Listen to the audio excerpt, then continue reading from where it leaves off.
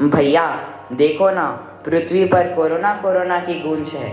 ऐसा लगता है कोरोना कोरोना करते करते मेरा स्वागत भी नहीं करेंगे।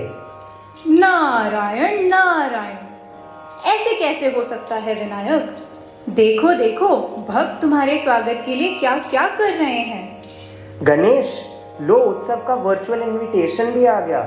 कलांगन संस्कृति केंद्र प्रस्तुत करते हैं वर्चुअल गणेश उत्सव। नारायण नारायण, कलांगन संस्कृति केंद्र ने वर्चुअल गणेश उत्सव रखा है। सार्वजनिक गणेश पंडाल ना सही, किंतु लोग एक दूसरे के घरों में तुम्हारे विराजने के स्थान की सजावट अपने घर बैठकर देख सकते हैं।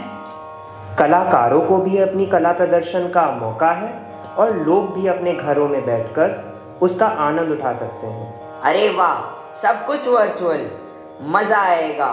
किंतु भक्तों, मुझे मोदक वर्चुअल नहीं, रियल ही चाहिए। नारायण नारायण, चलो गणेश, तैयारी करो। इस वर्ष भी तुम्हें भक्तों को आशीर्वाद देने जाना है। आयुष्मान भव, आरोग्यमस्तु, कल्याणमस्तु।